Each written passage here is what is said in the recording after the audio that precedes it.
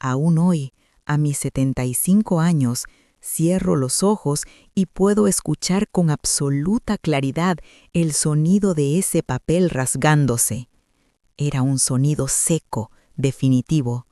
Frente a mí estaban esos hombres de la gran ciudad, vestidos con trajes impecables, mirándonos con ese desprecio frío que los ricos reservan para los que no tienen nada. Pero quien había roto el contrato de venta de mi vieja casa no fui yo, fue mi nieta, Lucía. Con apenas 7 añitos, su pequeño cuerpo temblaba de indignación mientras se interponía entre esos buitres y yo. «Ni por 100 millones dejaré que la vendas», les gritó. Yo me quedé paralizada, con el sello de tinta roja aún temblando en mi mano arrugada. Para entender cómo una niña tan pequeña encontró el coraje para enfrentarse a esos hombres y por qué esta vieja hacienda en ruinas valía más que todo el oro del mundo, debo retroceder en el tiempo. Todo comenzó un mes antes, en una madrugada helada donde el viento de los Andes parecía cortar la respiración. Yo vivía sola en San Miguel, un pequeño pueblo olvidado entre las montañas. Mi hogar era una hacienda de adobe construida hacía más de 150 años, herencia de mis antepasados. Aquel día, antes de que saliera el sol, el crujido de la vieja puerta de madera me sobresaltó. Era mi hija, Sofía. Llevaba a la pequeña Lucía de la mano. El rostro de mi hija estaba demacrado, con unas ojeras profundas que contaban historias de noches sin dormir en la capital. «Madre, por favor», me suplicó Sofía, cayendo de rodillas sobre el suelo de tierra de mi cocina. «Tengo que buscar un nuevo trabajo, no tengo para darle de comer. Cuídame a Lucía, solo será por un mes, te lo ruego». Mis manos ásperas tomaron las suyas. «Tranquila, mi niña, yo me hago cargo», les respondí, tragándome las lágrimas. Sofía se puso de pie apresuradamente, dejó un sobre con unos pocos billetes y se marchó por el sendero de tierra, sin mirar atrás. Lucía, al darse cuenta de que su madre desaparecía entre la niebla del amanecer, echó a correr. «Mamá, mamá, yo también voy», gritaba con una voz desgarradora que aún resuena en mi pecho. Corrí tras ella con mis viejas piernas y la abracé fuerte. La niña lloraba hasta quedarse sin aliento, y yo solo podía mecerla bajo la sombra del inmenso árbol de roble que custodiaba la casa. Cuando cayó la noche, la verdadera realidad de mi pobreza golpeó a la pequeña. Encendí una vieja lámpara de aceite, pues en mi casa nunca había existido la electricidad. La luz amarillenta y parpadeante proyectaba sombras largas en las paredes de adobe desconchado. Lucía miraba a su alrededor aterrada. «Abuela, ¿dónde está la luz? ¿Por qué hace tanto frío?», me preguntaba encogiéndose en un rincón. Le preparé unas arepas calientes en el fogón de leña. Le acerqué el plato, pero ella apartó la cara murmurando que olía raro, mientras abrazaba con fuerza un viejo muñeco de peluche. Esa madrugada la escuché llorar en silencio bajo la gruesa manta de lana de alpaca. Yo miraba las vigas de madera oscura del techo, sintiendo un nudo en la garganta, sintiéndome inútil frente a su dolor. Pero el destino tenía preparado algo increíble para nosotras. Antes de adentrarnos en los secretos que esta vieja hacienda escondía, me gustaría detener mi relato un instante. A ti, que me estás escuchando con tanta atención, me haría mucha ilusión saber desde qué ciudad o país me acompañas hoy. Por favor, déjalo escrito en los comentarios y que la paz y la prosperidad inunden tu hogar, estés donde estés. La primera semana fue la más difícil. Lucía se negaba a comer. Pasaba las horas sentada en el pórtico de tierra, mirando hacia el camino por donde se había ido su madre, esperando un regreso que no sucedería pronto. Mi corazón de abuela se partía en pedazos al ver sus mejillas perdiendo el color. Sabía que la comida humilde que yo preparaba no era a lo que ella estaba acostumbrada. Así que, una mañana, antes de que cantaran los gallos, tomé una decisión. Llené 2 grandes cestas de mimbre con los mejores tomates y papas que había cosechado en mi pequeña huerta. Me eché las cestas a la espalda y comencé a caminar por el empinado sendero de la montaña hacia el mercado del pueblo. Fueron casi 4 horas de bajada. Mis rodillas protestaban en cada paso, y el sol del mediodía me quemaba la piel, pero el rostro triste de mi nieta me daba las fuerzas necesarias.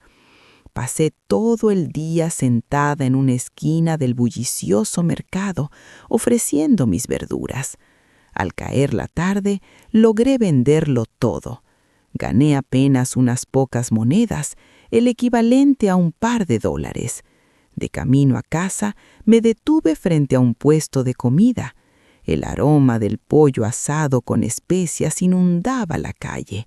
Costaba exactamente la mitad de lo que había ganado en todo el día.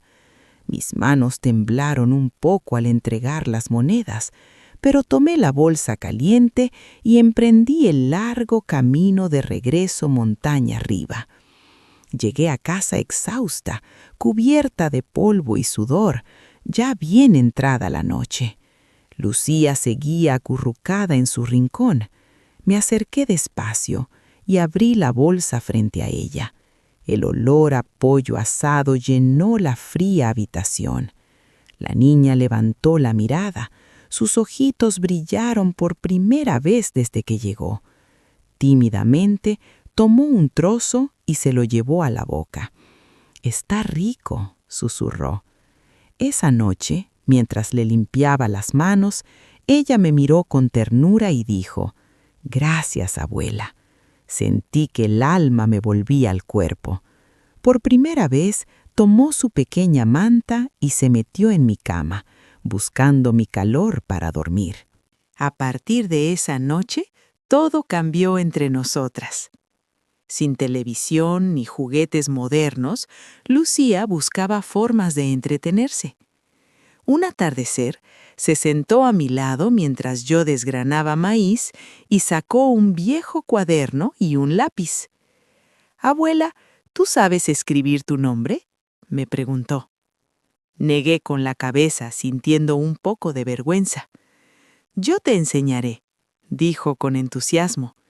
Y así, mis manos torpes y llenas de callos fueron guiadas por los deditos suaves de una niña de 7 años, trazando las letras del alfabeto a la luz de la lámpara de aceite. Pero pronto me di cuenta de que Lucía no era una niña común. Era increíblemente observadora. Su mente funcionaba a una velocidad que me asombraba. Como la casa era grande y antigua, empezó a explorarla. Un día la encontré mirando fijamente hacia el techo de la sala principal. «Abuela, ¿por qué hay 12 vigas de madera aquí, 8 en la cocina y 16 en tu cuarto?», preguntó frunciendo el ceño. «No lo sé, mi niña. Esta casa la construyeron hace mucho tiempo», respondí sonriendo ante su curiosidad. Pero ella no se detuvo ahí. Tomó su cuaderno y empezó a dibujar el plano de la hacienda. Luego se acercó a la vieja chimenea de piedra y frotó el hollín acumulado. «Mira esto», me llamó, señalando unas marcas talladas profundamente en la roca. Eran letras antiguas y números que yo jamás había notado en todos mis años viviendo allí. 1580, 200, 35, leyó Lucía en voz alta, con los ojos brillando de fascinación. Durante las siguientes semanas, dejó de hablar de volver a la ciudad. Se pasaba las horas enteras sumando, restando y conectando las cantidades de las vigas con los números tallados en las paredes. Anotaba símbolos extraños en su cuaderno, como si estuviera resolviendo un gran rompecabezas. Yo la miraba maravillada, sin comprender nada de sus ecuaciones, sin saber que esa brillante cabecita estaba a punto de desenterrar un secreto que había dormido en nuestra familia por más de un siglo. Mientras mi pequeña Lucía unía los números y las letras talladas en la vieja madera de caoba, ajena al peligro que se avecinaba, en la cantina del pueblo se estaba gestando una traición. Carlos, un corredor de propiedades local que estaba ahogado en deudas de juego, se encontraba bebiendo aguardiente con un forastero. El hombre, de mirada astuta y traje costoso, se presentó como don Mateo, un experto anticuario y coleccionista de la capital. Mateo andaba buscando viejas haciendas de la época colonial, rastreando pistas de un antiguo mito sobre el oro escondido por los rebeldes independentistas en las montañas de los Andes. A cambio de una jugosa comisión que pagaría sus deudas, Carlos no dudó en hablarle de mi propiedad, una enorme casa de adobe de más de 150 años, habitada solo por una anciana analfabeta y una niña. Al día siguiente, el crujido de las llantas de un lujoso automóvil negro rompió la quietud de nuestra montaña. Salí al pórtico, secándome las manos en el delantal. Carlos bajó del auto con una sonrisa hipócrita, seguido de don Mateo. «Doña Elena, qué gusto verla», dijo Carlos, fingiendo amabilidad. «Le traigo a este señor, un arquitecto muy importante. Dice que le interesa mucho la estructura antigua de su casa. ¿Podríamos echar un vistazo?». Yo desconfiaba. «Aquí no hay nada de valor, señores. Todo es viejo y se cae a pedazos», les advertí. Pero Mateo, con modales exquisitos, me aseguró que solo le tomaría unos minutos. Mientras ellos entraban a la sala principal, Lucía se escondió detrás de la puerta de madera, observándolos en silencio con sus grandes ojos oscuros. Pude ver cómo la expresión de don Mateo se transformaba al mirar el techo. Sus ojos recorrieron desesperadamente la cantidad de vigas y al detenerse frente a la chimenea de piedra, su respiración se agitó. Él vio exactamente lo que Lucía había descubierto, pero él entendía el inmenso valor histórico y monetario que esas marcas representaban. Tratando de ocultar su emoción, Mateo se giró hacia mí. «Señora Elena», dijo con voz suave pero firme, «soy un hombre de negocios. Estoy dispuesto a comprarle esta propiedad hoy mismo por $50,000 en efectivo». El número resonó en mi cabeza como un trueno. Para una mujer que contaba las monedas para comprar un trozo de pollo, $50,000 era una fortuna inimaginable. Pero el instinto de preservación me hizo responder: «Lo pensaré, señor. Ahora debo pedirles que se retiren».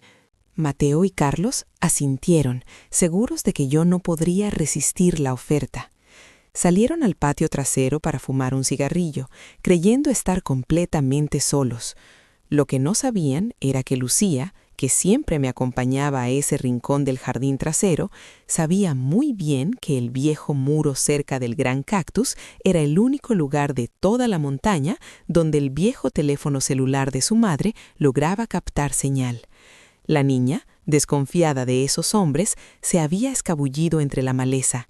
Con el corazón latiéndole deprisa, sacó el pequeño teléfono y encendió la grabadora de voz, agachándose detrás de los gruesos tallos espinosos del cactus. «¿Estás seguro de esto, Mateo?», escuchó preguntar a Carlos, mientras exhalaba el humo del tabaco.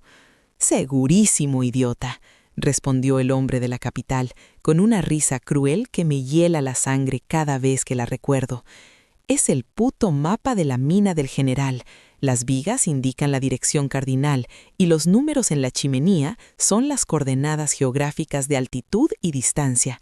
La casa entera es un mapa cifrado en clave colonial. Carlos silbó, impresionado. ¿Y de cuánto estamos hablando?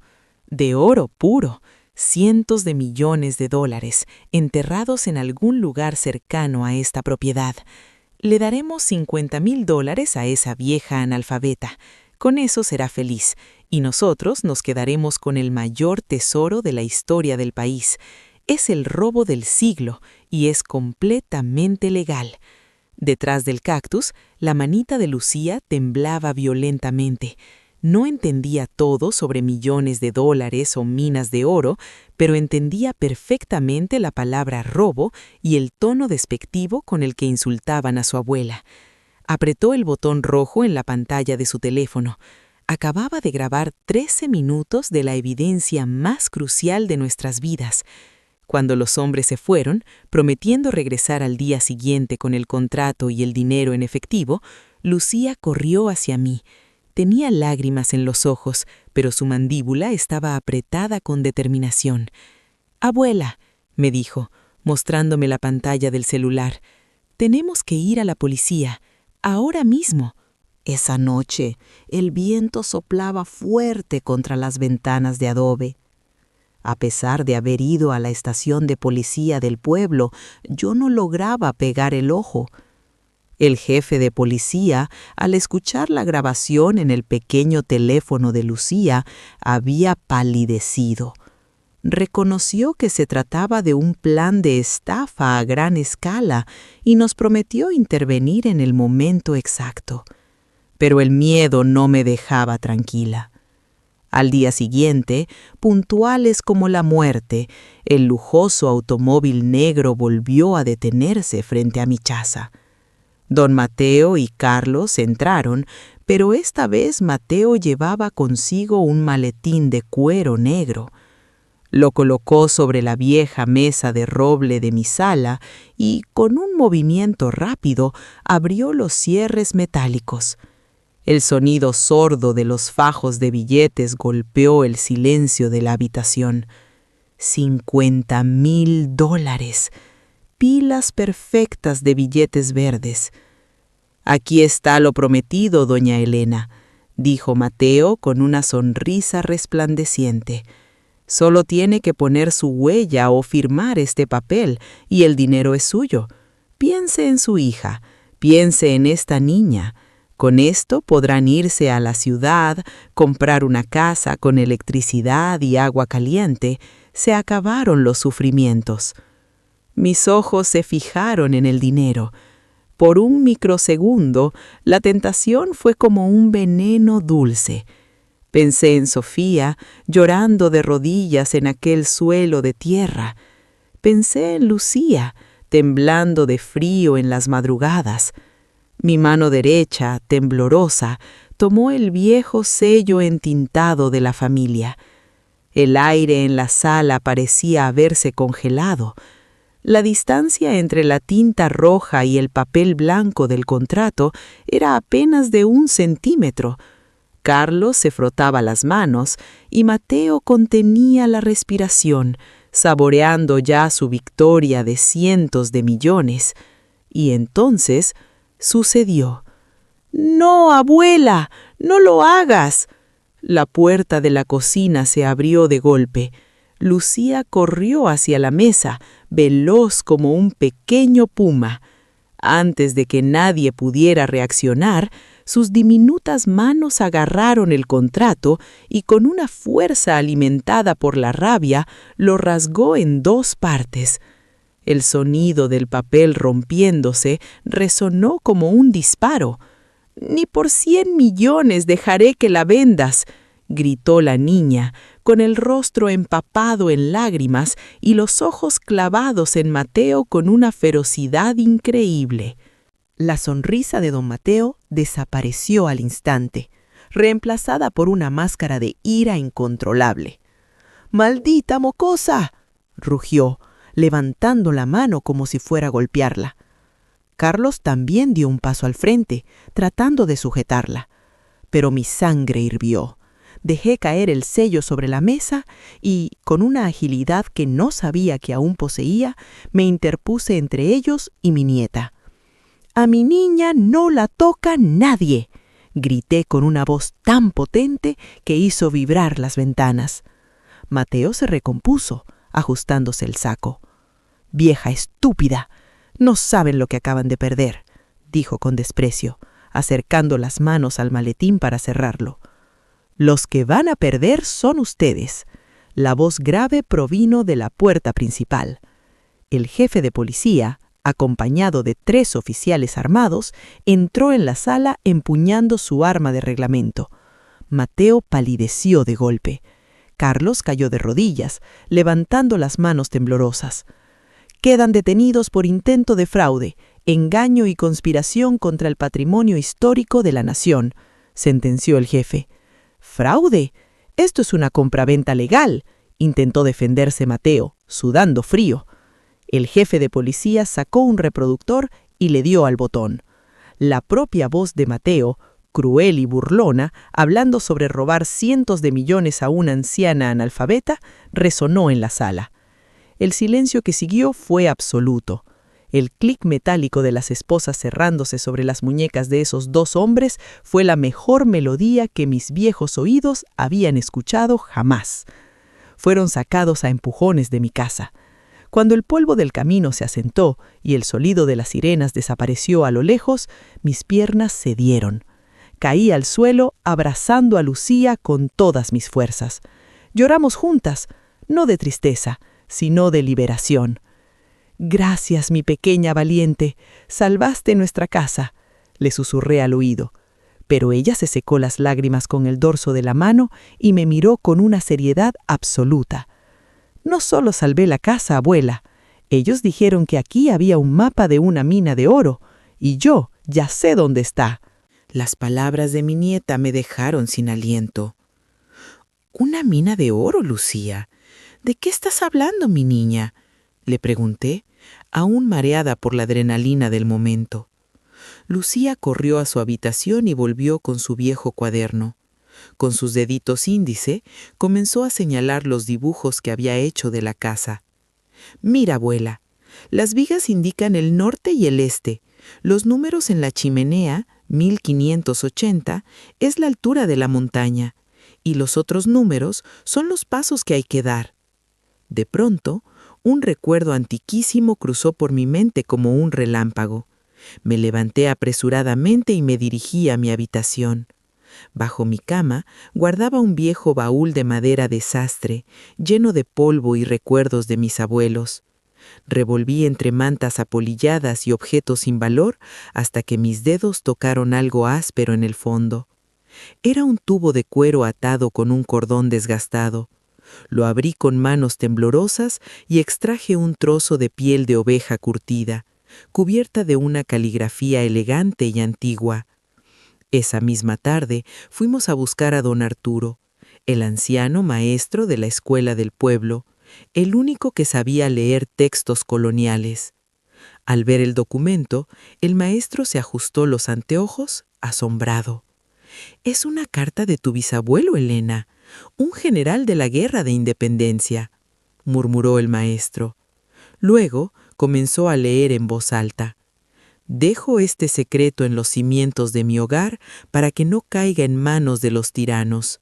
Solo un descendiente con la mente brillante de las estrellas podrá descifrar los números que guardan el oro de nuestra revolución. Si llega el día de la necesidad, que la sangre de mi sangre reclame lo que es nuestro». Don Arturo bajó el documento y nos miró maravillado. Yo miré a Lucía. La niña de la mente brillante no era un erudito de la gran ciudad, sino esta pequeña de 7 años sentada a mi lado, abrazando su cuaderno. Esa misma noche, el maestro contactó al Ministerio de Patrimonio Cultural en la capital. 2 días después, nuestra humilde casa se llenó de vida nuevamente, pero esta vez con intenciones nobles. Un equipo de arqueólogos y topógrafos del gobierno llegó con equipos sofisticados. El experto principal, El doctor Castillo examinó el cuaderno de Lucía y no podía creer lo que veía. «Es extraordinario. Una niña de 7 años resolvió un enigma topográfico que llevaba siglo y medio oculto», exclamó, arrodillándose para quedar a la altura de Lucía. «¿Nos guiarías, pequeña profesora?». Y así lo hicimos. Emprendimos una expedición hacia lo más profundo de la montaña. Yo caminaba a paso lento, apoyada en un bastón, mientras Lucía iba al frente junto al doctor Castillo, leyendo su cuaderno como un capitán leyendo la brújula.